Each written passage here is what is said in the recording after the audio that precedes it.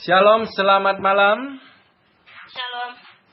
Ya, hari ini sharing firman kita bahas mengenai tahun Ibrani 5782 yang simbolnya itu Pebet gitu ya. Jadi 80 tahun 81 sampai 89 ini kan depannya P semua ya. Bacanya Peh gitu ya. Ya, tapi aneh juga kita ya. Mau Peh aneh juga. P gitu ya. P mulut. Nah, kemarin 81 Alep, P Alep. Mulut Tuhan mengajar gitu ya. Nggak kerasa masa udah mau lewat 5782. Udah setahun loh ya. Kayaknya kok masih baru gitu ya. Ternyata udah setahun. Nah, 5782 lah duanya itu bed gitu ya. Nah, bed itu dalam artiannya itu rumah. Gitu ya. Jadi gambarnya udah tak kasih di mana? Di pengumuman RA. Ya, ada Pebet gambarnya ya. Nah, yang melengkung kayak cacing itu P, terus bednya kayak huruf U keputar gitu ya. Nah, oke. Jadi di dalam penanggalan ini di umum di Israel dibilang ini tahun Sabat. Tahun Sabatnya itu bukan Sabat biasa. Sabat itu kan perhentian. Nah, Sabatnya Sabat Semita, gitu ya. Nah, kalau hari ketujuh di dalam seminggu, nah itu dikhususkan hari ketujuhnya itu Sabat, itu hari Sabtu. Nah, tapi bukan hari tahun juga dihitung. Nah, tahun yang ketujuh, nah itu Sabat Semita. Nah, sekarang ini tahunnya persis tahun yang periodenya yang pertujuan gitu ya, per 7 tahunan, yang 7 gitu ya. Sabat Semita gitu ngomongnya, ya. Nah, Sabat itu tahun perhentian gitu ya. Jadi kalau di Perjanjian Lama, Sabtu itu waktunya ibadah ke bait suci, persembahkan korban gini gitu ya. Nah, itu makanya tahun perhentian, enggak boleh kerja kan ngomongnya gitu ya. Nah, jadi Sabat adalah tahun yang dikhususkan untuk memperkuat ikatan kita dengan Tuhan. Kalau sekarang ini khususnya masalah iman. Itu ya, karena perjanjian baru berbicara iman. Itu ya. Nah, persis seperti Daud menguatkan kepercayaannya kepada Tuhan. Nah, ini tahun-tahun Sabat itu. Nah, kalau dilihat itu urutannya bagus banget. Yang 5781 itu tahun Tuhan mengajar. Sekarang tahun perhentian. Nah, pas perhentiannya itu gambarnya di dalam mulut Tuhan itu ada tersembunyi huruf Bet. Kalau teman-teman bisa lihat di pengumuman RA, itu sebelah kanannya saya tulis. Ya, ini karena nggak bisa sharing screen ya, nggak bisa, jadi tak kasih gambar nih. Ini nggak tahu kelihatan nggak ini, ya. Nah ini ya, ini yang kedua ini yang kedua. Nah ini yang kayak gini, itu kan yang kayak gini itu kan P. Nah di dalam mulut Tuhan P itu ada bed U kayak gini ya, di dalamnya ini. Nah bed itu rumah. Ya. Nah, kelihatan ya? Nah, garis merah itu kalau itu ditarik, dimasukin, bed itu masuk di dalam P. Jadi ada huruf tersembunyi di dalam mulut itu, bed, rumah. Ya, nah oke. Nah, jadi waktu saya lihat ada rumah gitu ya, penjelasannya di internet sih begitu ya. Langsung saya diingatin sharing kita terakhir itu rumah. Membangun rumah yang ketemu batu itu loh. Dia pakai fondasi, ketemu batu. Yang tanpa fondasi di atas pasir, pas kena badai hancur rumahnya ya kan. Itu kan persis. Jadi bayangan saya nih, tafsiran saya, di dalam mulut itu ada rumah. Jadi perkataan Tuhan itu adalah material bangunan rumah itu. Karena di dalam gambar mulut itu ada rumah. Gitu kan? Rumah ya bangunan iman seperti yang kita sudah bahas. Jadi dahsyatnya Tuhan, tuntunan di tempat kita kok persis kemarin baru masih segar diingatan sharing firman mengenai rumah yang ketemu batu itu. Makanya bisa nyambung, kalau enggak nyambung. Nah jadi Tuhan mengajar selama 1 tahun ini, terus disambung dengan yang keluar dari mulut Tuhan. Pengajaran itu adalah perjumpaan dengan Tuhan, pengertian itu, yaitu batu itu. Ternyata yang keluar dari mulut Tuhan itu adalah material bangunan rumah. Yang seperti huruf 82 itu. Ya, ada rumah di dalam mulut Tuhan gitu. Jadi artinya perkataan Tuhan yaitu nanti bakalan membentuk rumah. Membangun satu bangunan rumah. Nah rumah apa kalau nggak rumah iman? Karena iman adalah materialnya perkataan Tuhan. Gitu ya. Nah ini waduh mulus banget sambungannya ya 81 ke 82-nya ini ya. Dahsyat banget gitu ya. Jadi yang keluar dari mulut Tuhan adalah pengajaran, rema, pewahyuan. Nah itu ya. Itu namanya kalau kita terima, kita renungkan itu kan jadi pengertian. Ya, pengertian itu artinya dibukakan, diwahyukan, dibukakan pengertian akan firman. Itu namanya perjumpaan pribadi dengan Kristus. Itu wajah Tuhan karena sudah diremakan, dibikin kita mengerti. Nah, pengertian itu firman, itulah yang membentuk rumah. Di pola pikir kita, itu rumah gambarannya pola pikir itu di pikiran. Ya, itu gambarannya rumah iman. Karena sudah diremakan di hati, direnungkan, merubah pola pikir menjadi bangunan baru, bangunan firman iman itu. Nah, itu gambarannya ya. Nah, persis di Ibrani 3 ayat 4 dikatakan gini. Sebab setiap rumah dibangun oleh seorang ahli bangunan. Tetapi ahli bangunan segala sesuatu ialah Allah. Nah, jadi di banyak ayat dibilang Tuhan ini ahli bangunan. Nah, dari ayat Tuhan ngomong arti bangunan, kita baru ngerti sekarang. Apa itu yang dimaksud ahli bangunan? Ya, di mulutnya Tuhan itu ada rumah. Dia mau membangun. Membangun apa? Membangun kita. Nah, membangun kita itu apanya yang dibangun? Pola pikir dibangun.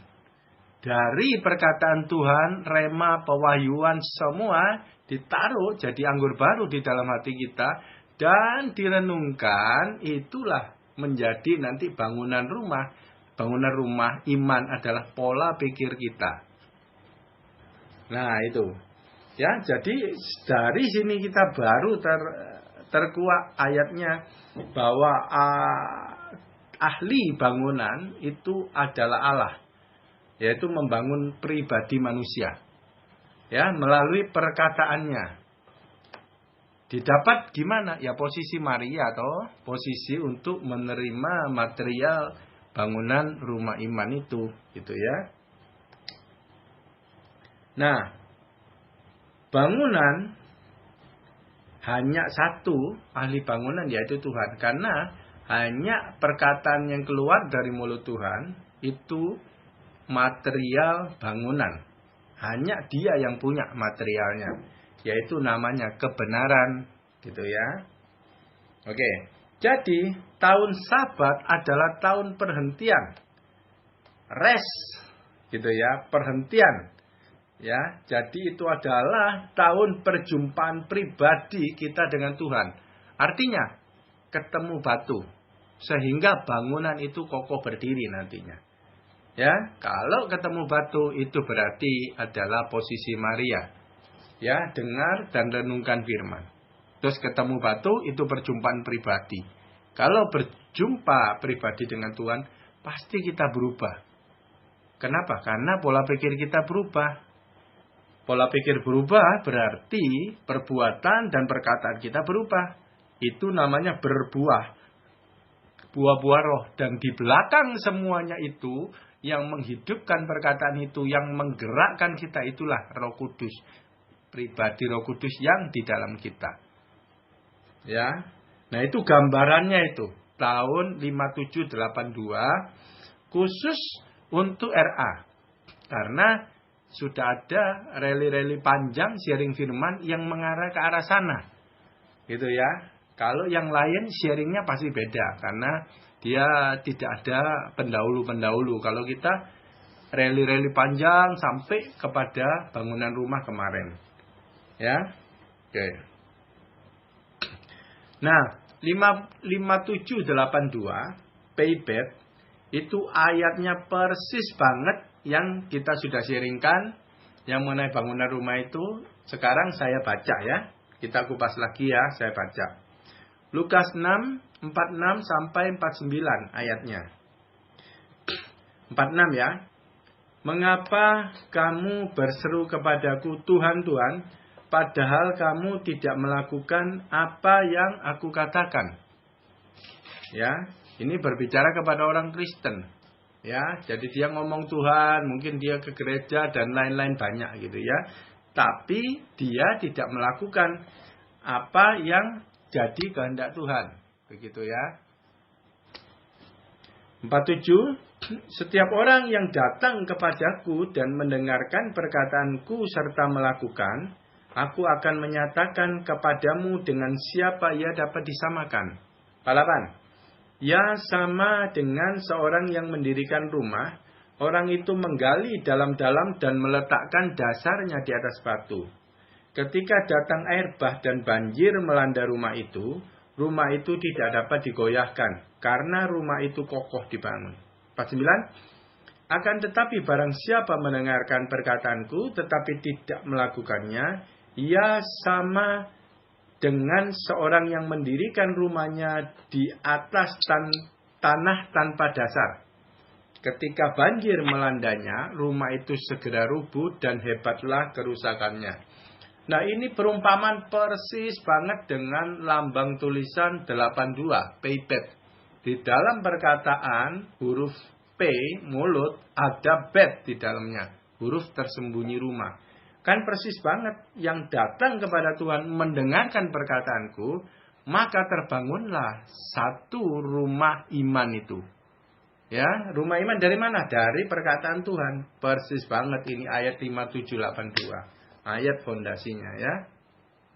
Oke. Jadi targetnya Tuhan memanggil kita itu, visinya cuma satu. Kita menjadi serupa dengan Dia. Kalau serupa dengan Dia, berarti apa yang Tuhan lakukan, kita lakukan. Apa yang Tuhan putuskan, yaitu yang nantinya kita putuskan. Kita sejalan dengan kehendak Dia. Yang berarti kita melakukan kehendak Tuhan. Nah, itulah yang menjadi visi dasar utama menjadi serupa dengan Dia. Nah, jadi di ayat 46 dikatakan, padahal kamu tidak melakukan apa yang aku katakan. Nah, jadi Tuhan maunya kita itu jadi serupa dengan Dia, yaitu melakukan kehendaknya. Melakukan kehendaknya itu adalah buah-buah roh. Buah-buah roh itu adalah perbuatan dan perkataan. Hasil dari pertobatan. Hasil dari perubahan pola pikir. Karena pengertian akan firman. Nah, orang yang nggak berjumpa dengan Tuhan, nggak ngerti firman, tapi dengar firman, rumah tetap terbangun karena dia dengar firman. Cuman dia tidak melakukan. Ada dua. Dia tidak ngerti atau dia masih sayang rumah yang lama. Ya, ini berbicara datang kepada Tuhan, dengar perkataan Tuhan, rumah baru terbangun. Berarti sebelum datang sama Tuhan, dia ada rumah lama. Ya, ketika rumah baru terbangun, harusnya rumah lama dihancurkan, diganti dengan rumah baru. Rumah baru adalah pola pikir yang baru, pembaharuan pikiran. Apa yang kita lakukan keluar dari pola pikir yang baru. Itulah namanya pertobatan. Hidup di dalam pertobatan. Nah, kalau yang nggak ngerti firman dan tidak intim dengan Tuhan, dengan Roh Kudus, firman itu menjadi tidak hidup. Selain dia juga tidak mengerti. Jadi dia asal tahu firman, pelitanya padam. Jadi waktu memutuskan segala perkara, langkahnya adalah pola pikir lama. Rumah lama yang berperan. Rumah baru tidak berperan. Makanya dikatakan begitu kena badai ada sesuatu urusan, ada sesuatu kejadian yang harus diputuskan. Yang menang rumah lama, rumah baru hancur. Nah, itu artinya kena badai. Tahu firman, tidak jalanin. Jadi rumah baru itu hancur. Nggak dianggap, boleh dibilang. Tahu firman, tapi nggak lakuin. Nah, itu. Ya. Nah, melakukan kehendak Tuhan, kalau dilihat dari rumah itu, setelah ketemu batu, setelah ngerti, jadi iman, jadi Roh Kudus yang di belakangnya. Nah, jadi targetnya emang melakukan kehendak Tuhan. Tapi itu adalah buah. Jadi kehendak Tuhan, melakukan kehendak Tuhan itu adalah buah-buah. Itu adalah akibat. Akibat dari apa? Akibat dari menggali dalam-dalam bertemu batu. Ketika menggali dalam-dalam ketemu Tuhan Yesus, yang adalah perlambang batu, mengerti dan berjumpa dengan wajah Tuhan, pikiran berubah, otomatis. Itu namanya pertobatan, otomatis itulah perbuatan dan perkataan kita berubah sesuai firman. Nah itu, jadi target kita itu ketemu batu, menggali dalam-dalam dan ketemu batu. Sudah ketemu, pasti hidup kita berubah. Yang berarti perbuatan dan perkataan kita berubah. Gitu loh. Jadi melakukan kehendak Tuhan adalah akibat daripada pertobatan. Pertobatan akibat adalah perjumpaan dengan Tuhan Yesus melalui rema dan pengertian. Dengar, mengerti, maka dia berubah. Nah itu ayatnya kan ada ya. Jadi semua orang Kristen melakukan dan tidak melakukan kehendak Tuhan, firman atau kehendak Tuhan itu ya, rumahnya itu ada. Gitu ya, tetap ada rumahnya. Dan tetap terbangun waktu dia dengerin firman. Walaupun tidak ngerti. Ya, di dalam perumpamaan gitu. Tetap terbangun rumahnya gitu loh. Cuman bedanya yang satunya ketemu batu, satunya enggak. Tapi rumahnya ada. Satunya yang ketemu batu itu adalah iman dengan perbuatan. Karena melakukan kehendak Tuhan. Sedangkan rumah yang enggak ketemu batu di atas pasir itu iman kosong. Bangunannya ada bentuknya tapi kosong. Yang dilakukan itu pola pikir lama, yaitu rumah lama. Berarti iman tanpa perbuatan. Dan itu namanya iman kosong tidak menyelamatkan. Sama dengan nggak punya iman. Kalau diomong imannya kosong. Gitu ya. Nah dari perumpamaan-perumpamaan gini, kita lebih jelas lagi sekarang. Ya toh? Nah, kita boleh lebih ngerti lagi, wawasan kita nambah jadinya ya. Jadi rumah baru, rumah iman baru, itu adalah wajah Tuhan Yesus. Ya, melalui Roh Kudus yang di dalam kita, dia yang ngajari, menuntun ke dalam semua kebenaran. Itu ceritanya. Jadi mendengar perkataan Tuhan itu adalah menerima material bangunan rumah iman. Itu udah tidak bisa ndak. Firmannya ada dan gambarnya pebet seperti itu. Ya. Jadi saya ulang lagi, rumah adalah konstruksi pola berpikir manusia. Ya, digambarkan sebagai rumah. Maksudnya itu penggambaran lambang aja rumah. Yang dimaksudnya itu adalah Tuhan membangun pola pikir Kristus di dalam pikiran kita yang lama. Ya, di dalam otak kita mau dibangun pola pikir Kristus yang baru. Maksudnya begitu. Jadi dihancurkan pola pikir yang lama, yaitu pola pikir manusia lama kita, pola pikir dunia. Nah, itu yang dia mau hancurkan, diganti dengan rumah yang baru. Ya.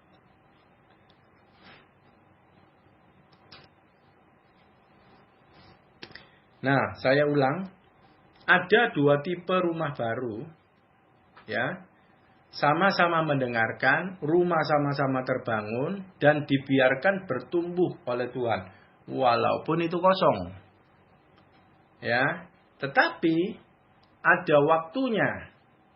Dan itu di setiap keputusan, di setiap kejadian, itu adalah ujian iman. Ujian bangunan itu ceritanya. Yang kita diuji, terus kita mau putuskan Di dalam keadaan itu kita memutuskan dari bangunan rumah lama atau bangunan rumah baru. Nah, itu ceritanya. Perbedaannya di sana. Ya, kalau bangunan rumah baru itu hasil daripada perjumpaan dengan Tuhan. Ya, pertobatan itu bangunan rumah baru. Bangunan rumah lama itu cuman tahu aja. Ya, tidak ngerti dan hidupnya otomatis karena ini orang Kristen semuanya liturgi agamawi. Ya, seperti gadis bodoh ada pelita tahu firman tapi padam. Kurang lebih gambarannya seperti itu.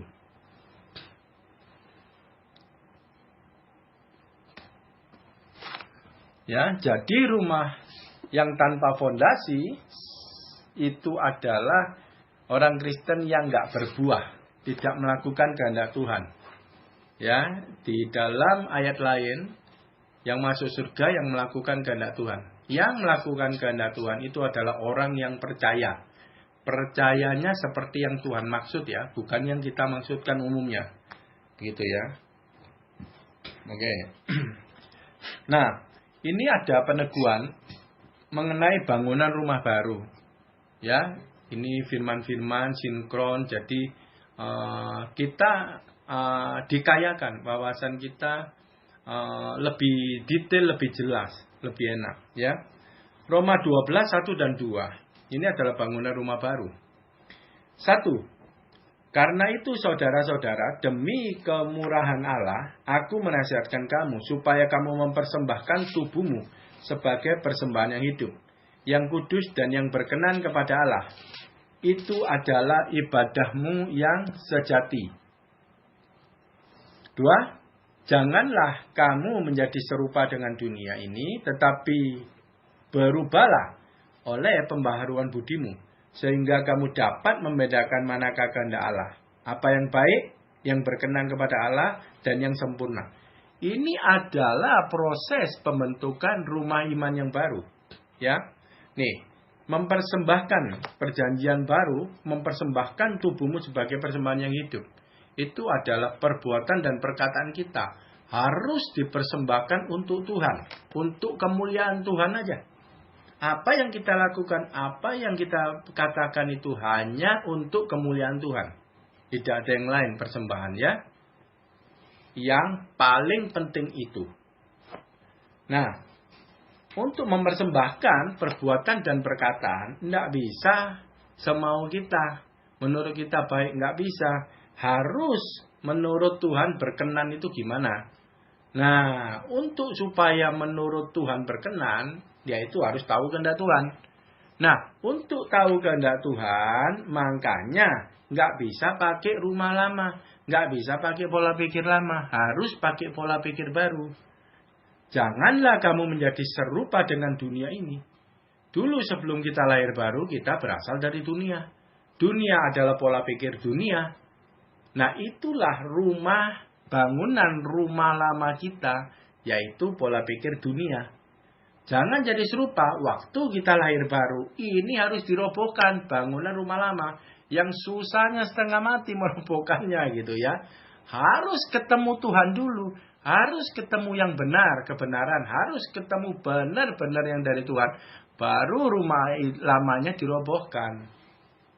Bukan diganti dunia 1, dunia 2, dunia 3. Bukan. Langsung dunia diganti kebenaran. Gitu ya. Nah, janganlah kamu menjadi serupa dengan dunia ini. Gimana caranya untuk merobohkan rumah lama? Nah ini. Tetapi berubahlah oleh pembaharuan budimu. Berubahlah oleh pembaharuan budi. Jadi kita berubah. Yang berubah apa? Perbuatan dan perkataan kita itu yang sesuai dengan kehendak Tuhan. Gimana caranya? Harus melalui pembaharuan budi. Pembaharuan budi itu perubahan pola pikir. Nah, tidak bisa berubah sebelum pola pikir kita berubah. Kalau kita ada perbuatan baik sebelum pola pikir berubah, itu yang namanya liturgi agamawi. Itu tidak berasal dari Tuhan. Yang berasal dari Tuhan oleh pembaharuan budi. Perubahan pola pikir itu namanya pertobatan. Dari perubahan pola pikir, itu yang dimaksud Tuhan berubah. Nah itu. Hidup di dalam pertobatan. Nah itu. Karena pola pikir yang baru. Dari mana dapat pola pikir yang baru itu? Yang menghasilkan perubahan perbuatan itu. Dari menggali dalam-dalam dan ketemu batu. Yang tadi saya bilang. Pembaruan budimu, berubahlah oleh pembaruan budimu. Sehingga kamu dapat membedakan manakah kehendak Allah. Nah, pembaharuan budi, rumah iman yang baru itu ada di pikiran. Ya, itu tujuannya membedakan kehendak Allah. Gitu loh. Jadi waktu kita hadapi di banyak situasi maupun di ujian, itu pikiran rumah baru kita itu sudah mendeteksi ini kehendak Allah. Dari mana itu? Itu dari Roh Kudus semuanya. Ini kehendak Allah. Udah tahu dari rumah baru. Nah, akan tetapi ada rumah baru yang kosong. Yang nggak ketemu batu. Jadi dia tidak bisa mendeteksi kehendak Tuhan. Jadi yang maju adalah kehendak pribadinya. Yang menyatu dengan keduniawiannya rumah lama itu. Jadi akhirnya yang dia buai, yang dia lakukan adalah rumah lama. Makanya dibilang kamu tidak melakukan apa yang aku katakan. Ya. Nah ini kan ayat kayak gini Roma 12, 1 dan 2 jadi jelas ini. Rupanya seperti itu kedalaman daripada ayat ini. Gitu ya. Jadi kuncinya berubahlah oleh pembaruan budimu. Target kita itu bukan ngotot berubah. Ngotot pembaruan budi. Begitu ada pembaruan budi, perubahan itu pasti terjadi. Karena itu adalah akibat dari pembaruan budi. Berbuah akibat dari perubahan pola pikir. Itu pertobatan. Jadi banyak orang mau berubah, wah langsung kejar yang baik. Tanpa ada pengertian, tanpa ada pembaharuan budi. Itu tidak permanen. Itu kepepet, mungkin berubah, tapi udah lolos, ya dia balik lagi. Karena itu tidak permanen perubahannya. Kalau perubahan pola pikir itu permanen. Di ayat lain diomong, engkau harus berbuah banyak dan tetap. Tetap itu adalah permanen. Yaitu apa? Buah-buah itu menjadi karakter. Itu tetap. Itu namanya integritas. Jadi kuncinya pembaharuan budi. Pembaharuan budi adalah harus menerima dulu, mendengar dulu perkataan Tuhan di posisi Maria dan direnungkan supaya engkau bertindak hati-hati seperti ada yang tertulis. Nah, ya kan? Kan baliknya muter-muter itu-itu aja. Cuman kita diberi wawasan lebih lagi gitu ya. Si Agus keluar ini koneksinya jelek kali ya.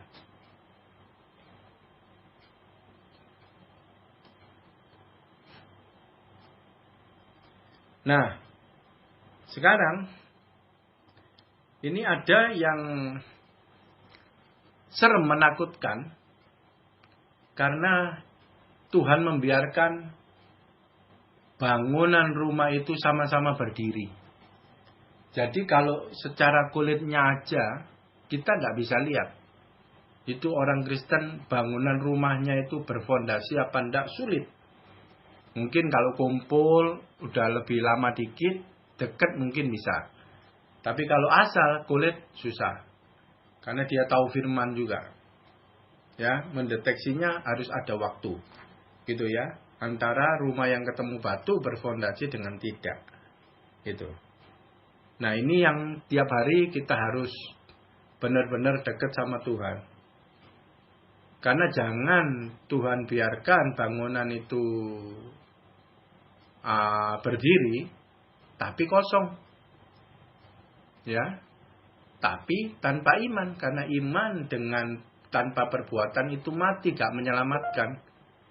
Ya, apalagi sekarang mau pengangkatan begini kan jadi penting sekali. Masalah iman itu ya.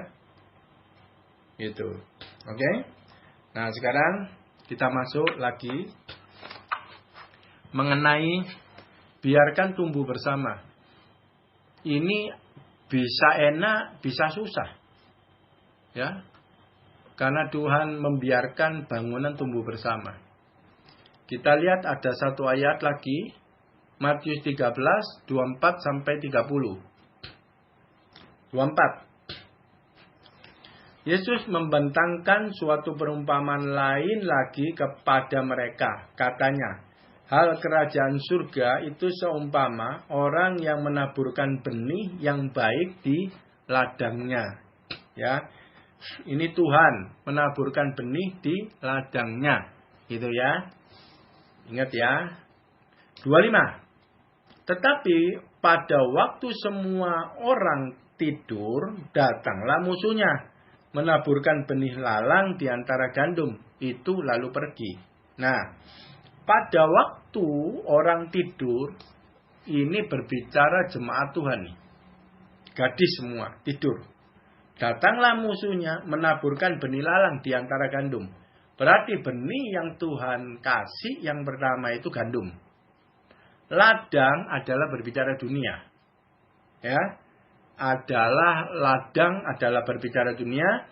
Terus ada gandum yang Tuhan sudah tabur, yaitu anak-anak Tuhan yang benar. Ya. Nah, tapi di kumpulan anak-anak Tuhan yang benar, itu musuhnya menaburkan benih lalang. Benih lalang itu maksudnya gini. Lalang itu dari jauh sama gandum mirip. Bedanya lalang nggak bisa berbuah, gandum itu bisa berbuah, yaitu buah gandum. Kalau lalang nggak bisa berbuah. Itu ya, itu bedanya. Tapi dari jauh mirip. Nah, jadi sengaja di dalam kumpulan orang Kristen, ini ya, semua orang tertidur, saya nggak ngerti itu semua total atau kayak gimana. Jadi di dalam kumpulan itu, si iblis, roh jahat membangkitkan benih lalang. Memberi benih, membangkitkan orang Kristen itu yang awalnya baik-baik jadi lalang. Jadi tidak berbuah. Maksudnya begitu. Ya, musuhnya. Jadi dia tidak sadar, tertidur, tidak berjaga-jaga. Sehingga benih lalang itu taburan dari musuh, yaitu iblis masuk. Benih itu apa? Sama seperti Tuhan menabur benih yang baik, yaitu firman. Perkataan yang keluar dari mulut Tuhan. Berarti iblis juga memakai lain-lain, tidak tahu apa itu. Yang jelas perkataannya dititipkan nyampe lah kepada orang Kristen. Ya, orang Kristen yang dulunya mungkin gandum, akhirnya jadi lalang. Atau orang baru, ya nggak tahu lah. Pokok sekumpulan orang Kristen ada yang pasukannya dari iblis, yaitu lalang. Yang dia terus terima supply makanan rohaninya dari setan, dari lalang. Nah, ini yang dimaksud bangunan rohaninya ada, tapi tidak berbuah. Gak bisa berbuah lalang. Tapi sama bangunan rumah imannya. Gitu ya. 25. Ketika gandum itu tumbuh dan mulai berbulir, nampak jugalah lalang itu.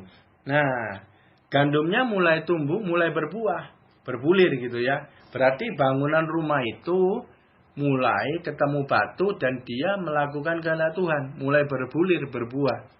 Nampak jugalah lalang itu. Maksudnya lalang itu bertumbuh juga. Ya. Jadi tangkainya atau apanya gitu ya tambah besar juga. Mengikuti gandum. Besarnya sama. Ya, bukan kecil lagi. Besar, seimbang, sama gitu ya. Makanya kelihatan. Cuman yang tidak kelihatan lalang itu tanpa buah. Gitu aja. Yang gandum berbuah. Nah, terus. Berarti si gandum tetap makan, tetap intim dengan Tuhan, tetap dapat supply dari perkataan Tuhan sehingga berbuah. Sedang yang lalang tetap disuplai oleh duniawi. Bukan dari Tuhan, karena dia tidak berbuah. Boleh dibilang tanpa keintiman dengan Tuhan. Ya, dia meninggalkan posisi Maria. 27. Maka datanglah hamba-hamba Tuhan ladang itu kepadanya dan berkata, Tuhan, bukankah benih baik yang Tuhan taburkan di ladang itu? Dari manakah lalang itu? Saya nggak ngerti hamba-hamba Tuhan ladang itu apakah itu malaikat? Ya, malaikat bisa lihat, itu kok ada lalang dari mana? Padahal kan Tuhan Yesus naburnya itu gandum benihnya. Ya toh? Terus jawab Tuhan itu, ayat 28. Seorang musuh yang melakukannya. Lalu berkatalah hamba-hamba itu kepadanya. Jadi maukah Tuhan supaya kami pergi mencabut lalang itu? Malaikatnya ngomong, lah ini dari musuh. Tak cabut boleh enggak? Maksudnya dicabut apa? Ya matilah. Ya, yang lalang itu dicabut mati nantinya. Ya kan? 29. Tetapi ia berkata, jangan. Sebab mungkin gandum itu ikut tercabut pada waktu kamu mencabut lalang itu. Loh, ini loh. Jadi malaikat waktu mau cabut si lalang, sama Tuhan tidak boleh. Kenapa? Takut gandumnya juga tercabut. Di ladang yang sama. Berarti antara lalang dengan gandum itu berkorelasi, itu berhubungan erat. Karena kalau dicabut lalang, gandumnya ikut tercabut. Itu adalah berbicara di dalam satu perkumpulan. Bisa satu komsel, bisa satu gereja, satu kumpulan. Ya, macam-macam, nggak ngerti. Pokok yang korelasinya itu kuat. Sehingga kalau satu dicabut, yang lainnya tercabut. Nah itu gambarannya seperti itu. Nah jadi mendengarkan firman, dua rumah terbangun, ya ini gandum dan lalang. Di dalam satu jemaat Tuhan itu, di dalamnya ada gandum dan lalang. Sama-sama dengerin firman. Ya, cuman bedanya satu nggak merenungkan, nggak ketemu batu. Satunya ketemu batu. Sehingga berbuah. Nah, dari sini kita lihat sekumpulan orang Kristen di dunia ini ya, ada dua tipe, gandum dan lalang. Udah ngerti? Kalau gandum berarti di posisi Maria, dengar dan merenungkan. Udah hanya satu yang perlu, udah nggak pernah bisa salah Tuhan kalau ngomong. Kalau yang perlu ini nggak lewat, hati-hati. Udah. Dan Yosua 1 ayat 8 kuncinya. Ya, posisi Maria itu dengar dan renungan. Tidak ada jalan lain yang di ayat diketemukan. Tidak ada. Yang ini yang benar-benar halus dilakukan. Ya, perumpamannya banyak. Ya, gandum dan lalang itu campur baur ceritanya ya. Sesama kumpulan yang erat. Ada kaitan, nggak tahu kaitan apa ini ya. Kok sampai kalau dicabut satunya bisa ikut tercabut gitu ya. Nah ayat 30, nah ini Tuhan bilang, biarkanlah keduanya tumbuh bersama sampai waktu menuai. Oh, biarkanlah tumbuh bersama sampai waktu menuai. Ada pembiaran kalau orang itu nggak mau bertobat, nggak mau benar-benar intim sama Tuhan, dia nggak mau dengar tuntunan Tuhan. Ada pembiaran dari Tuhan. Biarlah tumbuh bersama. Duh, kok tumbuh bersama? Yang gandum itu tumbuh dari Tuhan, yang lalang tumbuh dari iblis, musuh. Melalui duniawi, keduniawian itu. Jadi yang satu tumbuh ke rohaniannya, yang satu si lalang tumbuh ke duniawiannya. Tumbuh bersama. Jadi tanamannya itu besarnya sama, tumbuh bersama gitu. Makanya kelihatan ya. Waktu gandumnya berbulir, mulai berbuah, lalangnya juga kelihatan. Ya, lalangnya, pohonnya kelihatan, tapi tidak ada buah. Nah, jadi sekarang di akhir zaman, kalau dilihat dari sini, sampai waktu menuai. Waktu menuai itu kan akhir zaman yang pengangkatan. Kalau berbicara barang-barang dituai ya. Tidak satu-satu. Kalau satu-satu tadi mau dicabut lalang kan tidak boleh. Nah, jadi barang-barang sampai waktu menuai. Nah, jadi di akhir zaman ujung ini ada pembiaran dari Tuhan. Ya udah, ada juga ayat yang jahat boleh semakin jahat gitu ya. Yang kudus semakin kudus. Yang hidup suci semakin hidup suci. Yang benar semakin benar gitu ya. Nah, pada waktu itu aku akan berkata kepada para penuai, malaikat ya, kumpulkanlah dahulu lalang itu dan ikatlah berkas-berkas untuk dibakar, kemudian kumpulkanlah gandum itu ke dalam lumbungku. Nah, jadi yang bangunan rumah tanpa fondasi itu seperti lalang itu dibakar, berarti apa? Masuk neraka. Kalau masuk neraka berarti itu tidak diketemukan iman di dalam orang itu. Yang berarti orang itu tidak masuk golongan orang percaya. Walaupun dia percaya, tapi percaya versi manusia dia, bukan versi Tuhan. Nah ini yang bahaya kan, ada pembiaran tumbuh bersama. Kenapa Tuhan membiarkan? Bukan Tuhan jahat. Karena orang ini sudah nggak mau dengar daripada nasihat Tuhan. Karena dia nggak mau dengar perkataan Tuhan. Dia nggak mau dengar-dengaran sama Tuhan. Ya, dengar firman-Nya masih, tapi dengar-dengaran sama Tuhan nggak mau. Hati nuraninya sudah mati. Dan yang dilakukan adalah pola pikir lama, rumah bangunan lama. Nah, kapan terjadinya adalah waktu musuh itu menaburkan benih lalang. Kapan waktu musuh menaburkan benih lalang? Waktu orang Kristen itu tertidur. Tertidur adalah tidak berjaga-jaga. Ya. Nah, sekarang saya bilang, ada satu ayat yang kita hafal banget, yang luar biasa. Sekarang kita baru ngerti kedalaman ayat ini. 1 Petrus 5, 8 dan 9. 1 Petrus 5 ayat 8. Sadarlah dan berjaga-jagalah. Lawanmu si iblis berjalan keliling sama seperti singa yang mengaum-ngaum dan mencari orang yang dapat ditelannya. Lawanlah dia dengan iman yang teguh, sebab kamu tahu bahwa semua saudaramu di seluruh dunia menanggung penderitaan yang sama. Nah, jadi si iblis itu berjalan keliling, mengaum-ngaum. Ngaum-ngaum itu apa? Terus dia itu menaburkan benih. Mengaum adalah perkataan dari singa. Ya. Kalau di perumpamaan tadi itu menabur benih, perkataan kan benih. Menabur benih gitu ya. Nah, makanya nasihatnya Tuhan, sadar dan berjaga-jaga. Kalau yang tertidur, kena auman singa. Masuk benih lalang. Nah, dia ngomong, mencari orang yang dapat ditelan. Mencari orang yang dapat ditelan. Ditelan itu, yang mau ditaburi benih lalang. Itu maksudnya ditelan. Ya. Nah, siapa dia cari-cari? Karena nggak semua orang Kristen itu bisa dimakan, bisa ditelan, bisa diberi benih lalang. Nah, yang sadar dan berjaga-jaga, itu dia tidak bisa terima auman tadi, terima benih tadi. Tapi yang enggak berjaga-jaga, yang tertidur, itu kena sama dia. Kena auman, kena benih lalang, kena telan singa itu. Nah, itu ceritanya ayat itu begitu. Nah, nasihat Tuhan, sadar dan berjaga-jaga.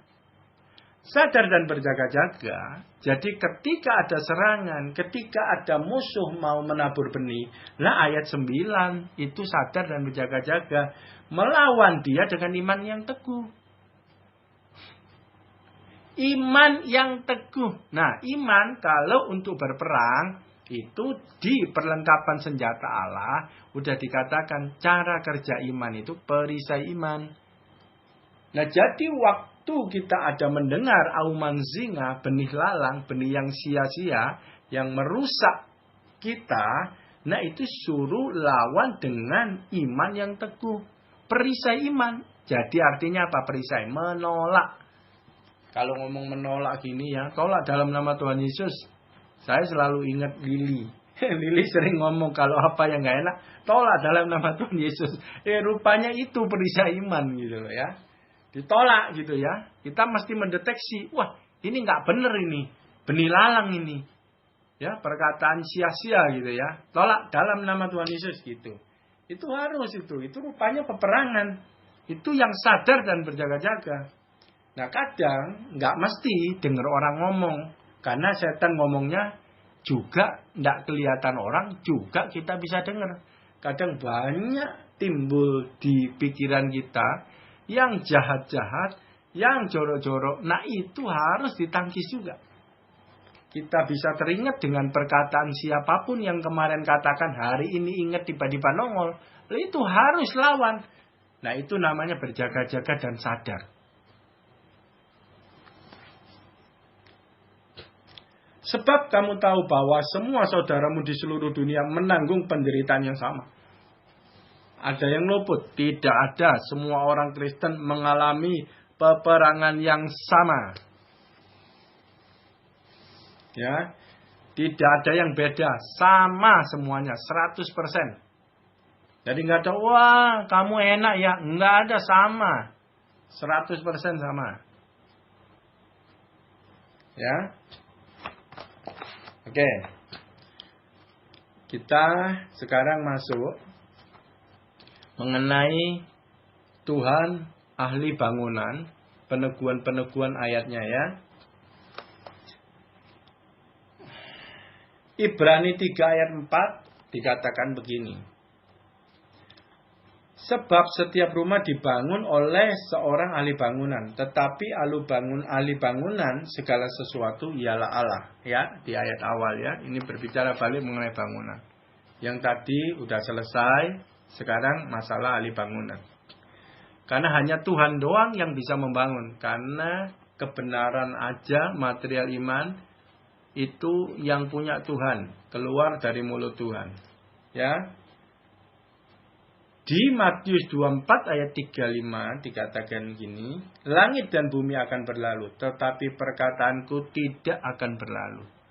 Perkataan Tuhan itu adalah abadi, itu selamanya itu kebenaran.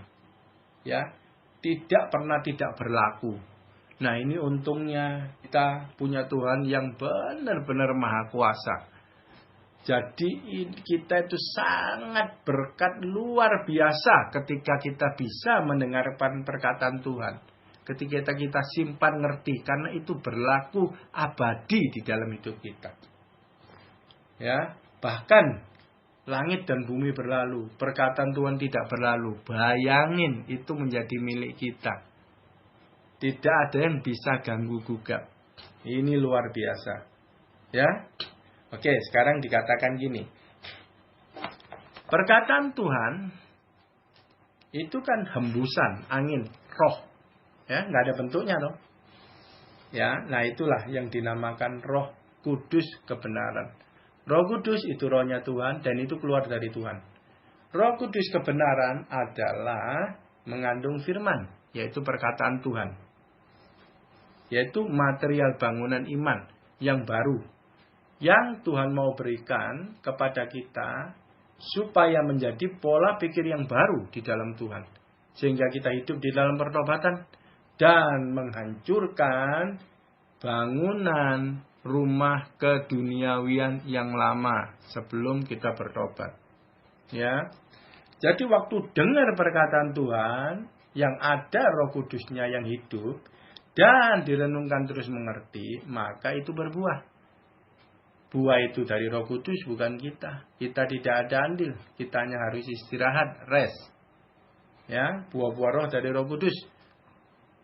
Perkataan dan perbuatan. Ya. Jadi semua tuntunan Tuhan sampai sekarang ini masih benar-benar penting posisi Maria. Dari sini kita udah tahu, ya. Terus ada lagi satu ayat. 1 Korintus 3 ayat 9. Karena kami adalah kawan sekerja Allah. Kamu adalah ladang Allah, bangunan Allah. Loh, kamu adalah ladang Allah, kamu bangunan Allah. Dan ini yang seperti dikatakan tipe dan antitipe. Yang tipe itu perjanjian lama bait Allah yang dirobohkan untuk persembahan kepada Tuhan. Persembahan itu di dalam akar katanya itu asli bahasa Ibraninya itu artinya mendekat pada Tuhan. Itu persembahan di dalam akar katanya bahasa Ibrani aslinya itu artinya mendekat kepada Tuhan. Jadi untuk mendekat kepada Tuhan ya melalui persembahan itu karena manusia sudah jatuh dalam dosa. Nah, bait Allah tipe yang di perjanjian lama. Nah sekarang perjanjian baru ini antitipe. Ini sudah datang yaitu kita. Bait Allah. Pribadi kita. Tubuh kita ini bait Allah. Ya, jadi perlambang semua di dalam perjanjian lama. Bangunan fisik bait Allah. Itu ada di dalam kita. Gitu ya. Oke.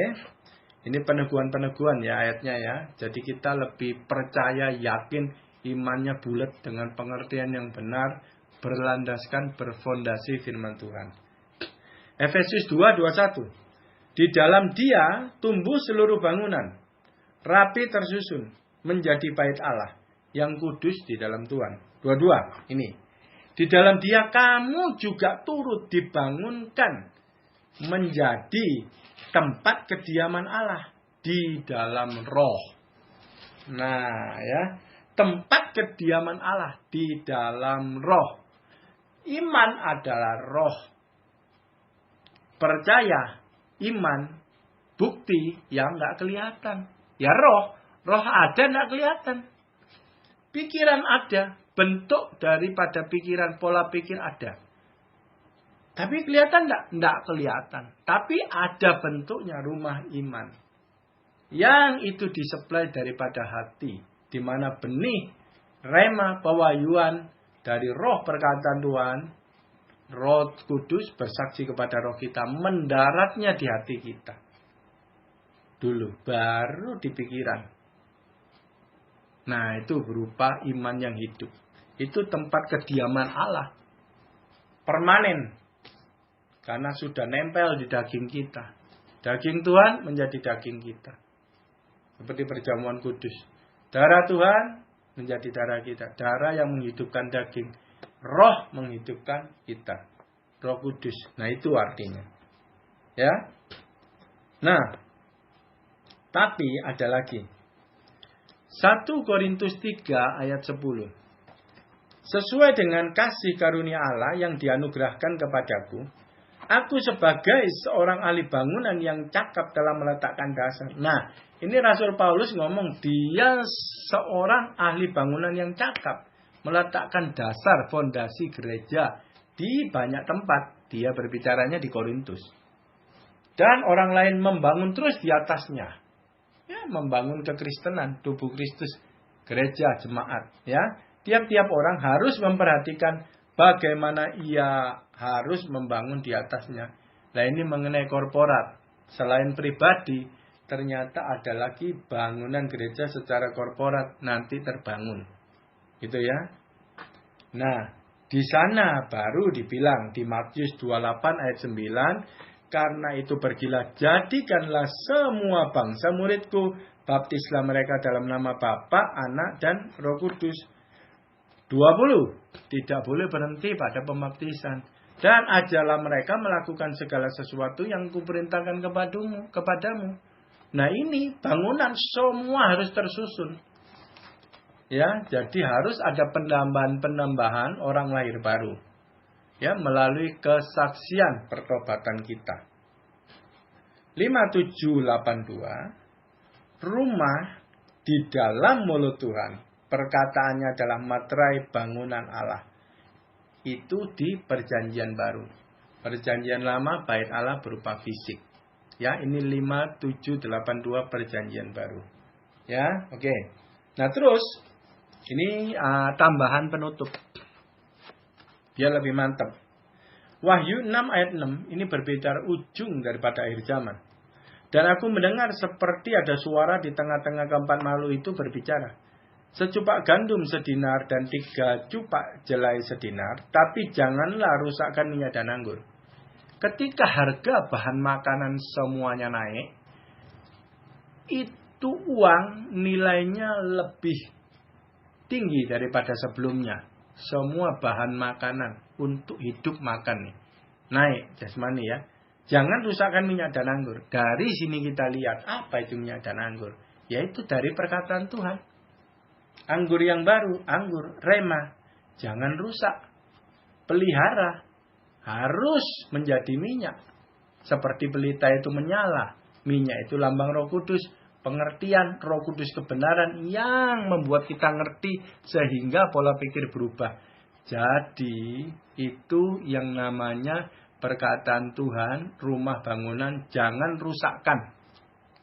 Rumah bangunan baru yang ketemu batu itu jangan rusakkan. Walaupun keadaannya uang lebih bernilai, bahan makanan itu lebih mahal. Tetapi jangan jual imanmu demi uang, demi makanan itu. Tuhan ngomong gak bisa menyembah Tuhan dan Mammon. Ya jelas konteksnya akhir zaman ya. Lukas 16 ayat 13, seorang hamba tidak dapat mengabdi kepada dua tuan. Karena jika demikian ia membenci yang seorang dan mengasihi yang lain. Ia akan setia kepada seorang dan tidak mengindahkan yang lain. Kamu tidak dapat mengabdi kepada Allah dan kepada Mammon. Nah ini konteksnya. Ya. Di Lukas 18 ayat 8, ini berbicara pengangkatan, berbicara masuk surga. Aku berkata kepadamu, ia akan segera membenarkan mereka, akan tetapi jika anak manusia itu datang, adakah ia mendapati iman di bumi? Jadi syarat diangkat dan masuk surga, iman ada enggak? Nah tadi diuraikan panjang lebar itu iman. Ya. Oke. Dan iman adalah kunci. Satu ayat terakhir ya. Iman adalah kunci. Lukas 8 ayat 18. Karena itu, perhatikanlah cara kamu mendengar. Loh, mendengar. Perhatikan cara kamu mendengar. Karena pendengaranmu itu benar apa enggak benar menentukan kamu terima material iman perkataan Tuhan itu apa enggak. Dari cara kamu mendengar. Karena siapa yang mempunyai. Loh, kalau dengarnya benar, siapa yang mempunyai? Mempunyai iman. Bangunan terbentuk. Kepadanya akan diberi. Berarti Tuhan memberi, memberkati, ada dasarnya yaitu iman. Kalau gak percaya, gak ada iman, gimana Tuhan mau jawab? Ya, pemberian ini tidak terbatas ya, gak bisa dibatasi cuman duit, segala macam gitu ya. Tetapi yang siapa tidak mempunyai, yang gak ada iman, dan padanya akan diambil juga apa yang ia anggap ada padanya. Kalau gak punya iman, semuanya diambil. Juga apa yang ia anggap ada padanya apa? Pengharapan. Yang belum nyampe, yang dia anggap nanti dapat juga hilang. Yang ada sekarang juga hilang. Yang dia harapkan juga hilang. Karena orang yang tidak mempunyai iman, itu semuanya habis. Semuanya ludes. Waktu dia mati sama sekali. Lepas. Bahkan di kehidupan bisa lepas juga. Nah, jadi kita ngerti Matius 6 ayat 33. Tetapi carilah dahulu kerajaan Allah dan kebenarannya, yaitu iman. Maka semuanya akan ditambahkan kepadamu. Nah, nyangkutnya seperti itu. Sekarang ayat Matius 6:33 baru ngerti kedalamannya. Disangkutkan dengan bukaan-bukaan dari ayat yang lain-lainnya. Sekarang ngerti kedalaman daripada carilah dahulu kerajaan Allah dan kebenarannya. Iman yang hidup itu. Baru semuanya akan ditambahkan kepadamu. Karena ada dasarnya, yaitu firman iman yang hidup. Baru penambahan itu terjadi. Karena Tuhan menjawab iman. Dan iman, perkataan Tuhan adalah kuncinya daripada semuanya. Dan benar Tuhan ngomong hanya satu yang perlu. Duduk diam. Terus mendengarkan perkataannya. Posisi Maria itu adalah posisi kunci. Keselamatan, berkat, dan lain-lainnya. Tidak ada yang tidak boleh lewat daripada itu. 5782. Tahun dekade 80. Dekade P ini, dekade mulut Tuhan. Itu adalah dekade tahun posisi Maria. Harus terus kita di posisi itu untuk memperkuat keintiman kita dengan Tuhan. Terlebih tahun ini tahun Sabat. Ya. Oke, firman Tuhan sudah selesai 5782. Tetapi ada kemungkinan 5782 seri 2. Karena ini saya pecah soalnya kepanjangan. Kemungkinannya 3 seri, kemungkinannya. Ya, tapi yang seri kedua gambarannya sudah ada. Tapi kita lihat tuntunan dari Tuhan, kelanjutannya gimana. Tuhan Yesus memberkati. Luar biasa. Amin.